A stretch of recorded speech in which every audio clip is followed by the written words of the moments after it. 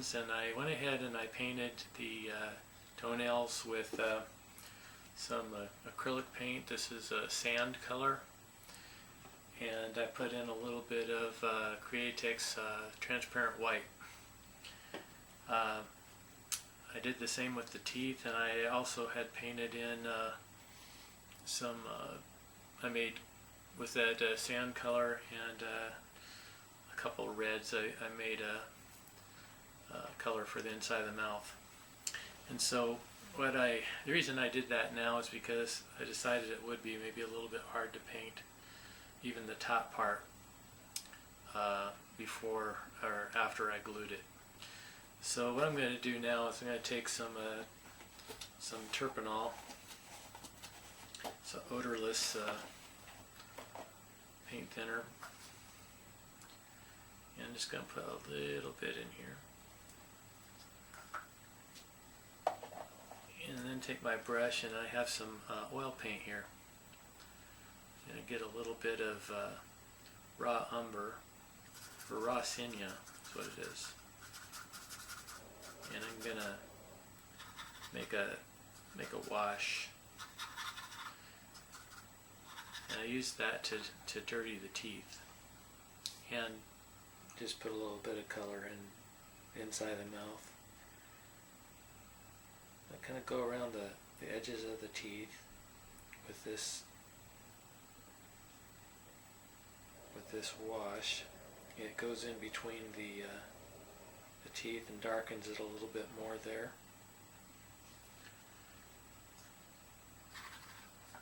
Do the same thing with the bottom. I haven't glued the tongue in yet. I'll do that after this is dried. What I'll be doing is when I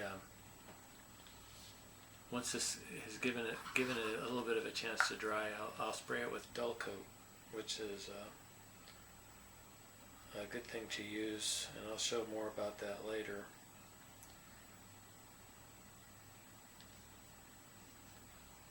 I'm just going to put this wash in here.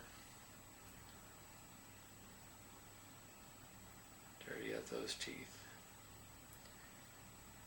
Make it look kind of like something was, like he was eating something. It's still on his teeth or around him. Because Godzilla doesn't pressure floss, right?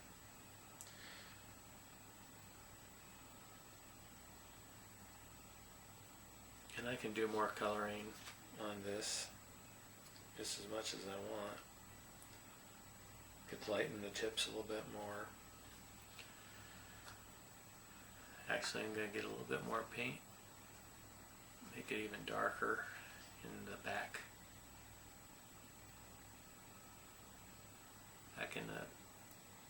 Back in the throat here. So you can kind of see what I'm doing here a little bit. And a lot of this won't show up very much because the mouth isn't very widely open. But my saying is, if you make it look good whether you can see it or not only will you know it looks good, but just in case anything does show, you'll be happy with it. I'm making a little bit darker in the bottom of the mouth here because the tongue will go on top of that. And I want it to look a little darker so that it looks like the tongue is casting a bit of a shadow, making it a little bit darker in that spot, and plus I want it to be darker in the back of the mouth.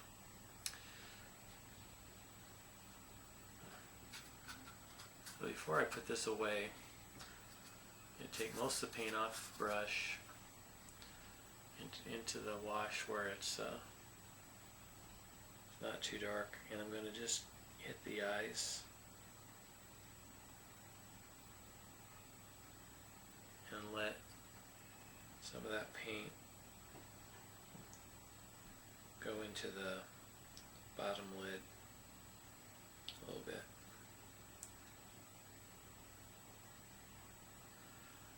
Looks a little better when you do that. This is by no means making it so I'm done painting the mouth, but it's getting close to where I want it, so it's just one step. I'll just rinse out my brush. Mostly it is rinsed out. Rinse it out in there. And there's that. I use old brushes for quite a while when I'm painting these details. Now I haven't really painted the body at all. I'm probably going to go back and paint the claws and that kind of thing, and even work on the eyes quite a bit more. But I wanted you to see a little bit of the process of how I work on these on the painting. And like I said earlier, there's a lot of back and forth, whether it be puttying, gluing, painting. I'm not done gluing or puttying. I haven't even started puttying. So I'll be doing a little bit of all that stuff back and forth and making that decision based on how easy it is to do and what I think I need to do. I had done some extra filing and sanding on this piece here to get it the way I wanted it. And the next thing I'll do is probably take this sand color and use that as a base, and then I'll be painting the place for the footprints a little bit darker to show where he's standing and where the egg is. And I'm probably gonna use sand colors for the sign. I don't really want to make that like bright red or anything like that. So the next time we'll look a little bit more into painting, and you'll probably see the head is glued on, and maybe even the lower jaw. When I do the egg, I'm going to do a little bit of research, and research is good when you're painting anything. Look at pictures of the Godzilla from that movie, look at the egg. I've done this before. It's probably the third or fourth egg I've painted as a Mothra egg.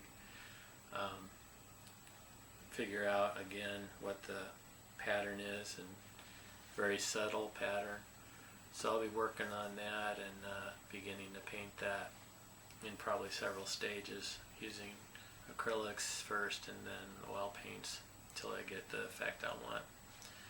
So anyway, that's a little update on the painting, and next time you see him, he should look a lot more like Godzilla. Okay, thanks for watching.